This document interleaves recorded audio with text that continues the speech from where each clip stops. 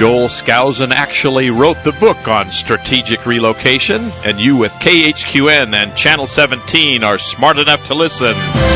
Originating from the number 2 moderate growth, medium-sized metro area, Provo, Utah, at the fabulous Rock Canyon Studios, this is the World Affairs Brief. Joel's co-hosts are Paul A. Jensen. Good morning, and welcome Grashel. To the World Affairs Brief with Joel Skousen. Unfortunately, Joel has found out, he discovered yesterday that he had to attend a funeral out of town this morning, and not a funeral, a wedding, the opposite. I apologize. Tom, glad to have you with us. We're soloing it again today. If two are solo, we are solo, and we are here with you on KHQN, and we're also broadcasting live from Facebook, YouTube, and Google Hangouts. How are things down in Texas? This morning, I think it's about 6 degrees up here, Tom, and we had nearly a foot of snow. 2 days ago, it was 75 degrees, T-shirt weather, and we're down to freezing now. I think it's oh my goodness, 3 degrees out there right now. It'll warm up to 38 today. We just got a cold front. It'll be until Sunday, and then we'll get back to sanity. Well, at least we are not hit as hard as Denver and southern Utah and Cedar City. My friend woke up to either he said 14 below or 17 below, and I understand it's about that cold yesterday in Denver. I don't know if it's warmed up today, but we're in the deep freeze right now, and this is spreading across the country. Tom, this again is another priceless World Affairs Brief. There's information in here that everyone should be aware of. If you want to subscribe to the World Affairs Brief, you can go to worldaffairsbrief.com and click on subscribe. You will receive 52 issues for only $48. That's less than $1 an issue. And Tom, do you think that each issue is worth at least $1? For two reasons. The information? For two reasons. Number one, you don't get it anywhere else. I mean, there's nobody else that's willing and able to give it to you as straight as you get it in the World Affairs Brief. That really sums it up.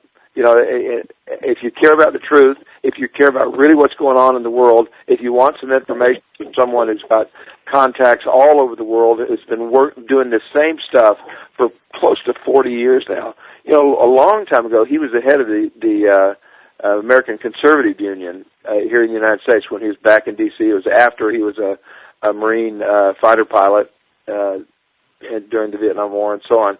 But he's been doing this since then, and those contacts, you know, you wonder, I know you and I have talked, how does he do this every week? How does he come up with this stuff that nobody else comes up with? And it's because, you know, he's a real gem. You know, well, you know, even in this brief, he sent this morning an addition to the brief that he had not included in the original brief, and the reason for that is because of the death of Nelson Mandela.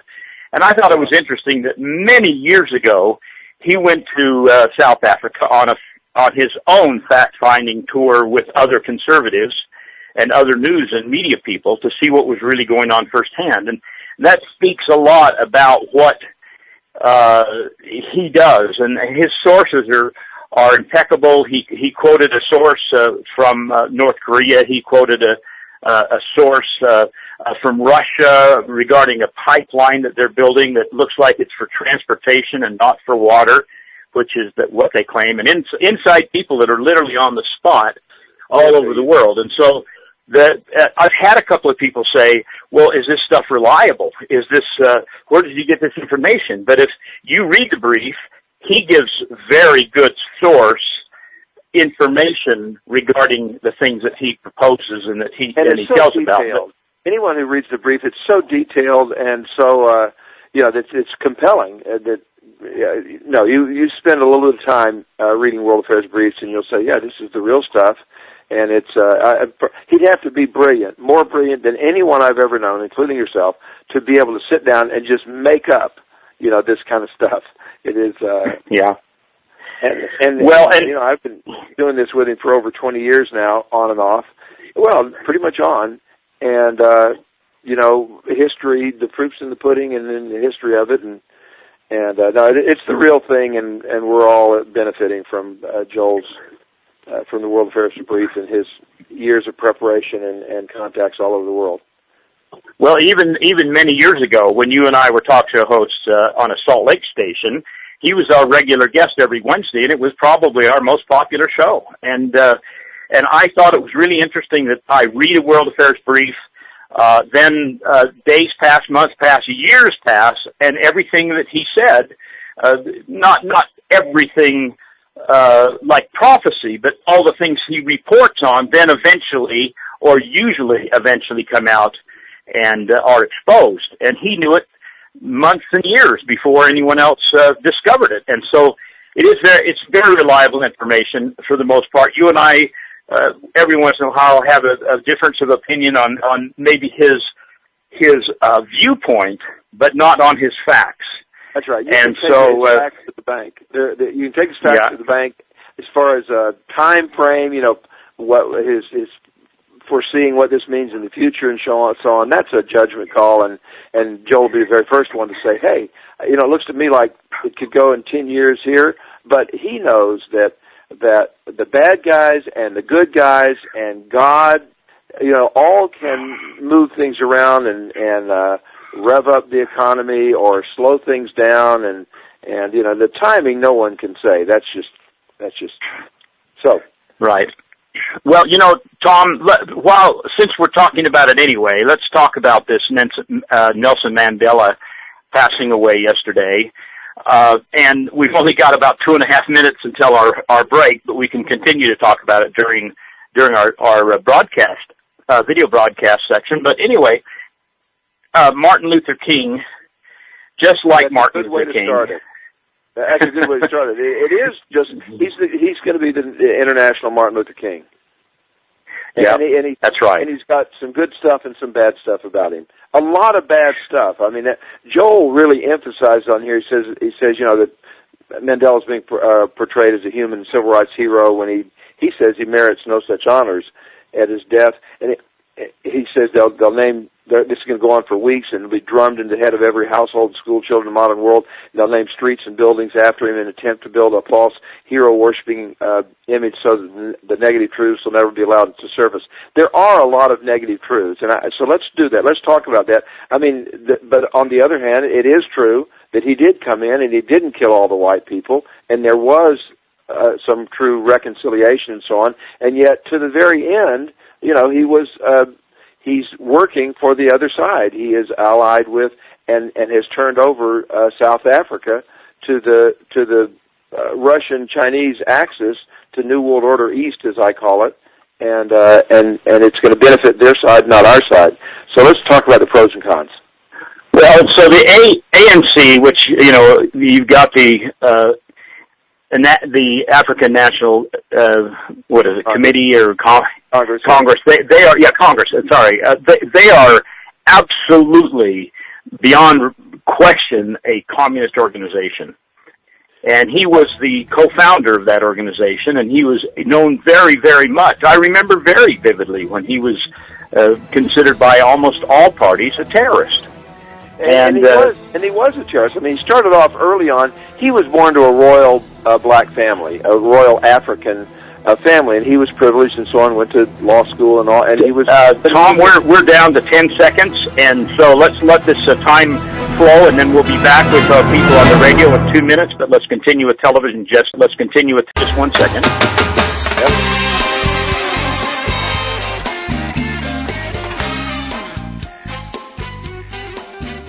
We're welcoming our radio audience back live with us on the World Affairs Brief this morning on KHQN 1480. We're happy to have you with us, and we've been on with the video portion of this show. I have a question for you, Tom, on your perspective. Well, in any perspective, we're talking about now these Jewish people that became aligned with the Communist Party and helping bring down the apartheid government in South Africa. Very rich country, a lot of great natural resources and strategic resources. What why are we talking about these Jews? Why are we talking about them in connection with Nelson Mandela? They ended up running the show. They ended up running the show. They were head guys, and Joel points out, he says, it's pretty much by happenstance. I mean, that's what he's saying, that they just happen to be smart guys, and that's why they rose to the leadership, as Jews tend to do.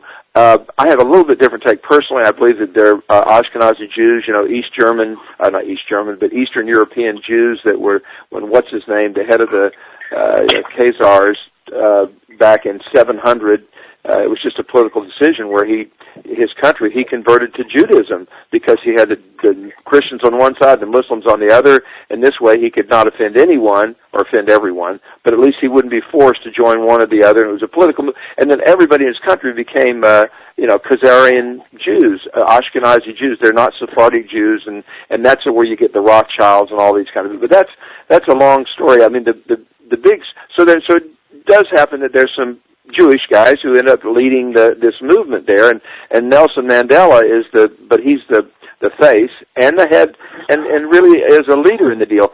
The real quick history of him is that he was born a rich guy in a royal African family and had a good education and so on. He was an activist from the very beginning. He started off as nonviolent, but quickly, because of the people with whom he was aligned, he became violent. He went along with it all the time. He was never actually the one doing the necklacing and doing the grenade bombs and so on, but he was responsible for and held the coats, if you want to put it that way. Okay, now, what is necklacing? Well, necklacing is where, a lot of it goes in Haiti, which, from where I have ancestors, and they did it there in South Africa, when someone was, and do it to their own people, blacks, they take a black leader in an area, to set an example of him, if he wouldn't go along with their radical, communist movement, and they tie him to a pole, put a tie around his neck and fill it with gasoline and light it, and you can imagine the disastrous results. It's a terrible thing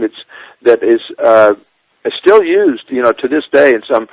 So he was responsible for that. He was responsible, or joined. Now he meaning Nelson Mandela, right? I'm talking about Nelson Mandela. For decades, he was responsible, and he was working with the people, and went along with it, and didn't work against it. The killings of thousands and thousands of people, hundreds of leaders, and so on, to in this movement. So before he went to prison for 27 years, you couldn't get any worse. Almost. I mean, he was involved with those people. He in prison, and he led the movement, and because of the international push against this thing, de Klerk, the head of South Africa, about 5 years before he was out of prison, they secretly negotiated with him. They knew they were going to have a change over to a one vote system, and first open multiracial elections.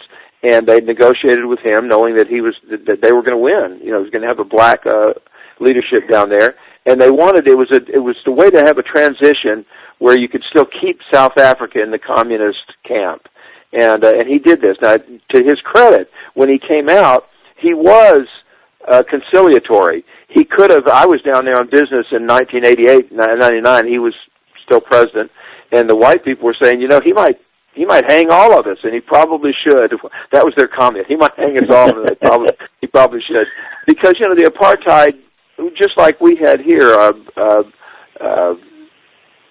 separate but equal for 50 years until Brown versus Board of Education in 1954, it was wrong. It truly was wrong. But, we got to look at the cultures. They were advancing, and the bottom line is he was conciliatory. He was kind of like a Martin Luther King. Martin Luther King was a nonviolent guy once he, and he was a great leader. And Nelson Mandela was a great leader, and he really did bring the two races together. The bad thing about it is he's still part of the enemy. You can say he's a nice guy. I believe that he ameliorated somewhat there in prison, and yet he was a communist. He continued to be a communist. He was allied with Russia. He was allied with Castro to the very end. And because of them, all of those minerals, as Joel points out, not just the diamonds, but especially those minerals that are going to be important in World War III, are in the hands of the bad guys, and not in the hands our side, which it would have been, which it was up until his presidency. Well, and just to put it in perspective, this went on from 1961 to 1990 with the ANC, and he went to prison in 1963. And during all of that leadership, he basically had a lot of influence from prison. But and again, the bottom line with this entire story with Joe is that the praises and the applause that Nelson Mandela is getting in the mainstream media is, in his opinion, is not warranted. He is not the hero. He was a terrorist. He murdered or was responsible for murdering many thousands of people, and yet he's considered, like you say, the national Martin Luther King, the big hero. And what Joe is trying to portray is that there's another opinion on this. And I like to spend more time on this, but what we would urge people to do is to subscribe to World Affairs Brief by going to worldaffairsbrief.com and clicking on subscribe. But there is a way to get this copy for free. Just simply write to editor@worldaffairsbrief.com, and Joel and his staff will send you this issue, or I guess probably any issue you request, but certainly this issue you can have. We're not going to be able to cover 10% of the information that's available, and there's some very interesting story. We've got the China story and the North Korea story, and we have the NSA update. We've got Russia and their influence in Ukraine. We have NSA keeps growing, not depleting or declining. There's just the Detroit bankruptcy. We'll try to cover that. We think that's an important one today. I'm only giving you a teaser of what's available. There is a story that is so outrageous to me that I told Tom this morning that I think this is important enough to be covered because of the perspective. In Portland, Oregon, a little 11-year-old girl went to the public park and started selling mistletoe to pay for her braces. And the security guards came up to her and demanded that she cease and desist and would not allow her. She can beg, and the people are sitting down there begging for pot and for handouts and for money for alcohol. They're allowed there, but a little 11-year-old girl wants to get some braces, not allowed. We'll talk a little bit more about that story. There's a teaser. Boehner is pushing for amnesty again. I mean, he's a Republican. Isn't he like the Speaker? I mean, what have we got here with a man that's ahead of the, for the Republicans in the House? Yeah. Go ahead. Sorry, I started to jump in there, but we're going to a break soon. Is that right? Well, we still got 4 minutes, so we're fine. But right. What do you want to take anyway right now? Let's cover one of these other stories, and if you want to go ahead and give your comment, this is a short story on Boehner. This is an amazing thing. This man is a rhino. We're going to have amnesty. It's going to pass here in the United States unless we do something in the next election. And you've got roughly 35 Republicans. All the Democrats are going to vote for amnesty, an amnesty program which is going to legitimize. It's going to Americanize. It's going to citizenize tens of millions. We're being told 10 to 20 million, but it's more like 30 or 40 million. Nobody knows exactly. I mean, it was over 20 million 20 years ago when I first started focusing on it. It's got to be 30, 40 million now. I mean, it's just unbelievable. And those are going to be all, for the most part, Democratic voters. So the Democrats are to a man in favor of it. You got about 35 Republicans, including Speaker Boehner, who is a whore and a crook and one of the bad guys that's in there to give lip service to disagreeing with the Democrats, but then going along with on all the major stuff. The scary thing about it, when you look through the list, Google sometime Republicans in favor of amnesty, something like that. There's a couple of groups that are out there trying to get Americans to say, "Hey, we got to." The Tea Party is .org. They're trying to focus on those 35 and saying, "Look, we got to vote these guys out in the next election." You can think, well, sure, there's going to be the Peter Kings and some of those that we know are not true. They're Rhino Republicans, but you got two of them there in Utah. You got Chris Stewart and Jason Chaffetz, who generally, Jason Chaffetz, he's on Fox News quite often. A conservative, for the most part. He's articulate and he's voting the right way on so many things. He's not a Mike Lee. He's not a Ted Cruz. He has not been willing to go against the establishment 100% of the time. But he's a pretty good guy. And so there's some gray areas here. Do you try to get rid of Jason Chaffetz, and who might you end up? You might end up with another Chris Cannon. So this is a tough situation. We're going to have amnesty unless we get rid of those 35 Republicans, and yet. Well, and according to Joel, this could very well cost Boehner his position. Well, it ought to, but there's a lot of things leadership that should have cost Boehner his position. Almost everything that he's done. Boehner has just always gone. The whole thing with this deal where we're going to have the government shut down, and Boehner stands up and says, "We're not going to do it," and the House passes a bill all of a sudden, without even discussing it, pass a bill that they're not going to allow it, but you knew somehow that in the end Boehner was going to cave. It goes over to the Democrats, they pass, they do what you expect in the Senate, and then it comes back and Boehner goes along with them, and he was a hero there in the conservatives' eyes for about a week until he went back to his vomit. And I can't come up with strong enough words for John Boehner. Yeah, okay. And I couldn't agree more. Well, listen, let's go on to one of these other stories, and we are down to just a couple of seconds. We got 30 seconds to break, and then we'll have a 3-minute break on from radio broadcasting, but we'll still be live on YouTube, Facebook, and Google Hangouts. But the next story I'd like to talk about is his lead story, and that's regarding China and the U.S. caving into the Chinese demands and what that really means and what it really says. It's a scary story to me, Tom. We're down to the break in 5 seconds, so we'll be back in 3 minutes on the radio. Back live right now, Tom. This portion of the World Affairs Brief is brought to you by Joel M. Skousen's WorldAffairsBrief.com. To subscribe, click Subscribe Now. To make a comment, call KHQN at 1-800-776-1913. 1-800-776-1913. Okay, and welcome back to KHQN, the World Affairs Brief with Joel Skousen. Unfortunately, Joel is at a wedding this morning and will not be able to join us live until next week. And I figure, Tom, there's a lot of disappointed people out there. But let's go ahead and continue to talk to our radio and our video audience regarding what's going on in the North China Sea. And then we'll talk about the potential for the South China Sea. But what I see happening here, and then you can explain it, is the United States and the Obama administration selling out our allies after we had offered them support and strength. So go ahead and continue with that.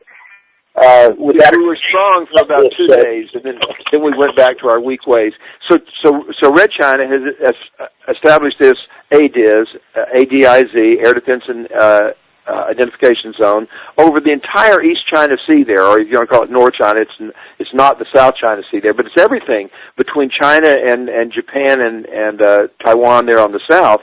I mean, that's a huge, huge area. What's the big deal? All countries have ADIZ. They have air, but it's only like 50 miles off the coastline. You would know better than I do about this. And this, we're talking about hundreds of miles of international waters.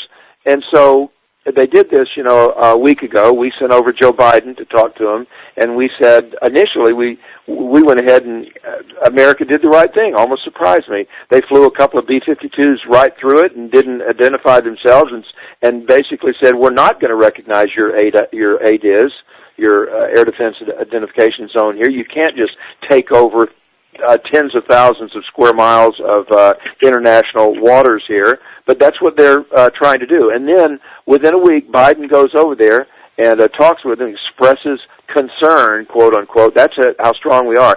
Joel points out something here that he does every once in a while, and that is that these guys, Red China, they understand, even more so than Russia, they understand nothing but force. They're always looking for your weakness, your weak spots, and they take what they can get inch by inch. Let me repeat that.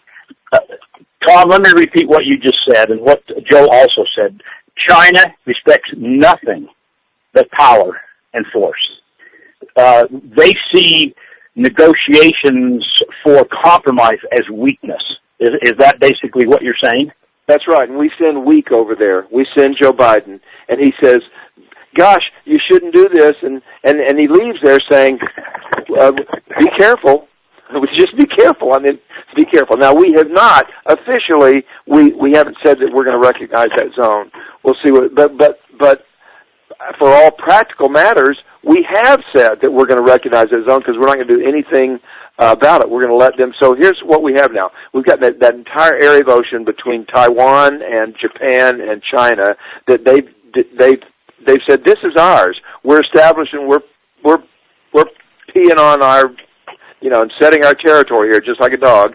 And we're going along with it. So that means anybody who's flying to China, anyone's flying from old free China, Taiwan, up to Japan, and that's a lot of people. That's a huge corridor. They've got to all those commercial airlines got to identify themselves now. So I said to Joel, I said, are we looking at China beginning to exercise the hegemony? I call it hegemony. He calls it hegemony, and you call it hegemony, right? Hegemony. And I'm sure that that's one of those three is probably correct. Hopefully. So are they beginning to exercise their power, their control over their part? And the answer is yes. They're beginning to do that. Russia is doing it elsewhere. We've got this other story about Ukraine that we might talk about. But that's what's happening. China is, and we've said, you and I remember when China was Taiwan. It was free China, and we pretty much was Nixon, and later on, over and over, we just gave a little bit more to where, by the time Clinton came along, we were saying, yeah, Red China's it, and eventually they're going to take over Taiwan, and we're not going to do anything about it. And that's the way it is, and they're beginning to exercise that power right now. Yeah, it is really scary. And again, that's my take on how Joe Skousen has been talking about this for years, and it's been ignored. But the biggest outcome of this is that the people who really are in the know, Joe Biden comes back and says, oh, successful trip. I was very firm with him, and he told American business people, we're all on the same page. China understands it. We're not going to put up with this. And then yet it comes out again that is an exaggeration, that in fact the opposite is true. The United States caved into the Chinese power. Joe proposes that this was done intentionally to continue to build up the strength and the broad reach of the Chinese government in preparation for World War III that will be set off from North Korea. We'll talk about that a little bit later as well. My take is that now the bottom line, Tom, is if I'm flying over in an aircraft and I'm a pilot, I was told, don't worry about pushing the ident button when you're told to by the Chinese. Ignore it. The Japanese were pushing the ident button, the pilots, and then the United States told them, the Japanese were pushing the ident button with their aircraft and their personal aircraft and their commercial flights. And the United States says, oh, you need to do that. We're not going to recognize this territory as belonging to China. But now the United States is telling American aircraft and Japanese aircraft and Taiwanese aircraft and Philippine aircraft, when you're asked to push the ident button, push it. That shows the control is in the hands of the Chinese. It shows that we capitulated, regardless of the lip service by Biden and the Obama administration. The truth is, we are now pushing the ident button. That's right, and we're not just betraying Taiwan or Free China, but Japan also. Japan's outraged; they feel betrayed after a week ago taking a stand against China after the U.S. encouraged them to not let their airlines comply and said that we wouldn't, and now we have, as you say, changed. Now the U.S. is encouraging U.S. airlines to comply with it. We've completely capitulated, and all we've done is said, as Biden said as he left, he said, "Well, just be careful." That's all we could say. All right, so that's it. We've done it. Hey, let me mention one more thing about this on former China eventually being taken over by Red China now.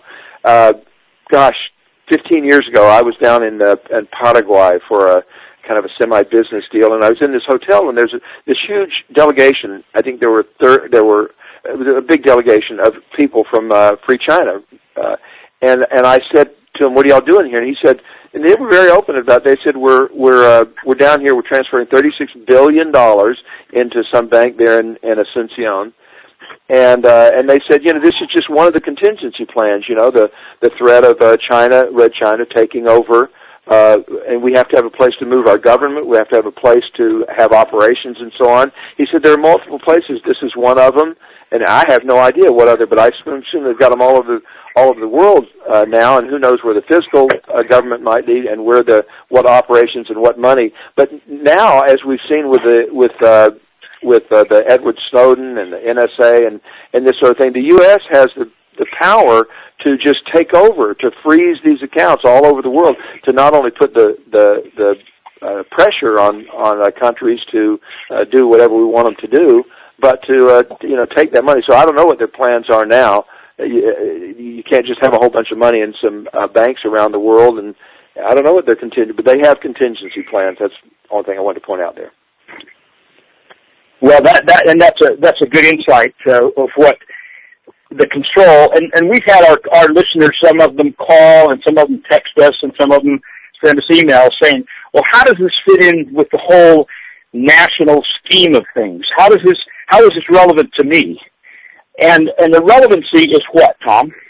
The relevancy is that we are going to have World War III eventually. We're years off from it, but we're going to have hyperinflation eventually to the point and some economic problems. And then we'll have World War III, and it will be Russia and Red China attacking the West, attacking the U.S. They know eventually they've got a tangle. Russia and Red China, they're enemies, and but to begin with, they've got to get rid of the U.S. And so that one of them can come out on top of the heap. And Red China is growing. They're exercising their power. You've got to do all this stuff. Takes time. They've got their underground cities that they're still building. Russia's got theirs. We've got ours for the elite to live in. But they don't have their ICBMs up to anywhere near the level of the United States, much less the level that the Soviet or the Russia has right now. But as they grow in power, they start to push outside their boundaries. They're just exercising control and saying, this is our part of the world over here, and taking over international waters that nobody's trying to take over huge amounts of international and there's apparently a huge natural resources there, including oil and minerals and other things, and we're talking trillions of dollars. And we're just looking the other way. And people. This isn't like and eventually, probably the freedom of Taiwan and will be taken over. And next, as Joe points out, is the South China Sea. Then you've got Philippines and other countries that China's had its eye on the Philippines for many years. And my wife was born and raised there. Her family's there, and that's of grave concern to many people. But the world press is ignoring it. Now, let me just say, as far as this is concerned, I think that, and we're down to 45 seconds, but I think that unless the people of the world wake up, and I mean, our government has capitulated. Not only capitulated, they seem to be part of the problem, certainly no part of the solution. And I suppose that the only thing we can do is clean house with the entire Congress. I don't really know what else to say. It's a huge step over there to Chinese hegemony in that part of the world, and we've gone along with it, and it's a done deal now. Yeah, that's right. It's a done deal. You can't undo something that's done. It's difficult to do so. We're down to a break. hard break, and we'll be back with you here on radio at KHQ 1480 in 2 minutes. Flying to Mexico there, they've got to identify themselves because we, the U.S., claim it as our sovereign territory. That would be offensive, and that's probably a fair kind of now. Yucatan and the others, who cares about them, right? But Mexico, that's a whole lot of people. Well, we're talking about a lot of people. When you're talking about Japan and Taiwan, you're talking about hundreds of millions of people that all of a sudden they can't fly back and forth. They're friends. That's like saying you can't fly between the U.S. and England, friends, without identifying to some foreign enemy power. And that's what's happening over there, and we've gone along with it. Oh, okay, we're down 15 seconds. Yeah, that's it. There's no media. There's no coverage whatsoever. There's no media. There's no national mainstream media that's arguing about it. That's how they can get away with doing this, and the U.S. can get away with not doing anything about it. And okay, Tom, we're down to we're back here.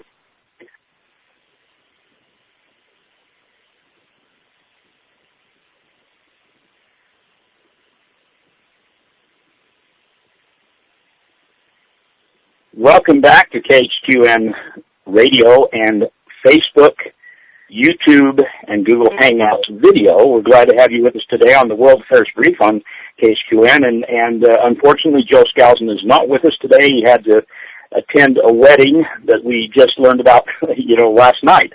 And so we're doing the best we can to put out the thoughts of the brief that Joe has written. This is an important brief. Tom, I think we're going to bypass the permissiveness that the United States is having with North Korea also, in addition to what's going on in China. And there's some very interesting information. He has some inside sources. And unfortunately, we just can't cover everything today. There's a couple of things I would like to get hold. Also, Russia has this incredible hold on Ukraine. And it's a very interesting story. The Prime Minister has caved in to Russian pressures. And I think he's probably received bribes in millions of rubles, and also he's afraid that he's going to be cut off. Ukraine will be cut off Russian natural gas. So there's a story there that you're going to have to subscribe to the brief, and you can even get this copy for free by writing editor at worldaffairsbrief.com, and Joe will, his staff will send you a copy of this brief that we can't even cover 10% of. There's another story about the NSA spying just keeps growing. We did get some information on this because of Edward Snowden, but unfortunately it hasn't slowed down at all. They're now trying to legitimize it with different bills. There's a couple of stories in there, and Tom, a lot of them have to do with Facebook and Google and Yahoo capitulating to the government, afraid they're going to be put in jail if they speak out against this intrusion upon our privacy in direct conflict with the Constitution.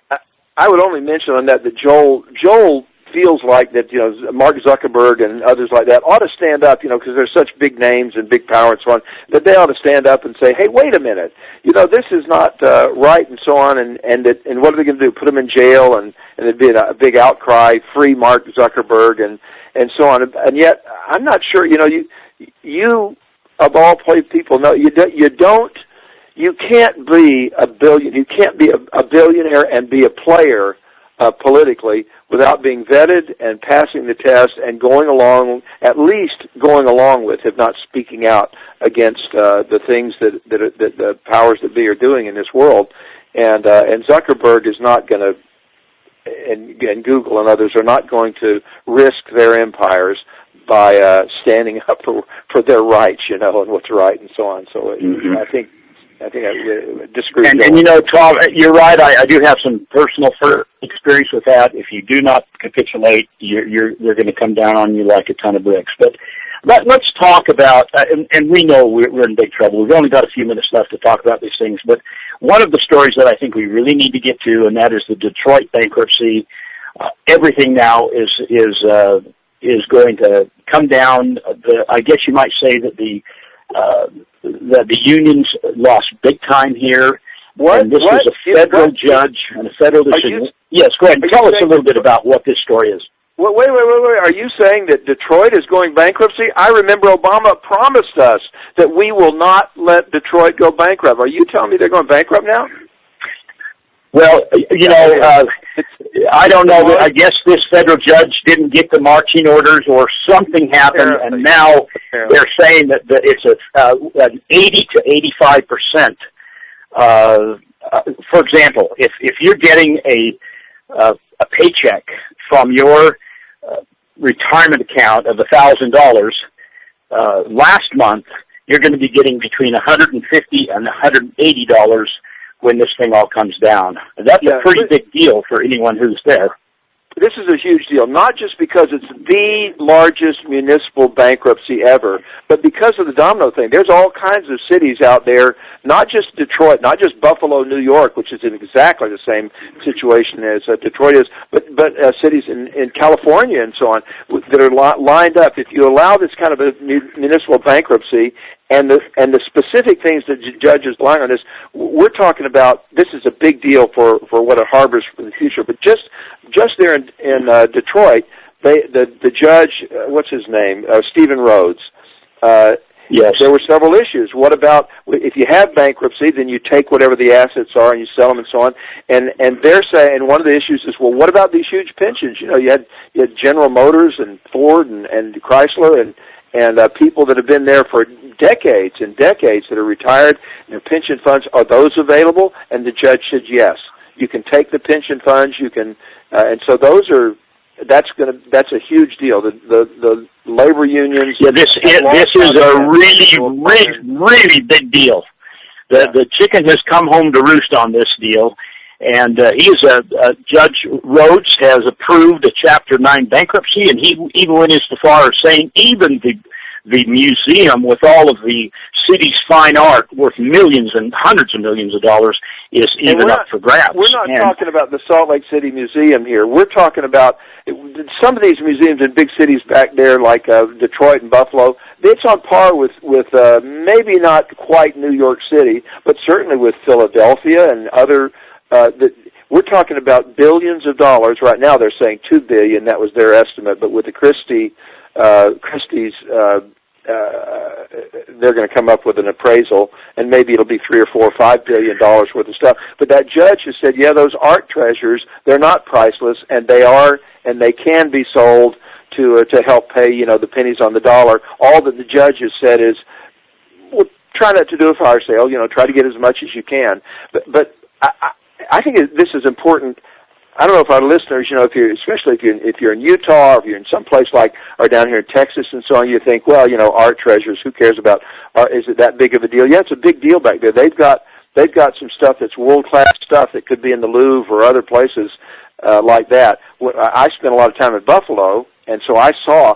Have you been to Detroit? I mean, have you seen not just hundreds or thousands, but tens of thousands of houses that are just and beautiful homes that are just falling apart, and they're abandoned, and you can buy them for a song. And I mean, literally, some of them you can get for $0, but for a couple or $3,000, you can buy, really nice houses and go back. Of course, there's no one to live in them now because the population is dropping like an anvil.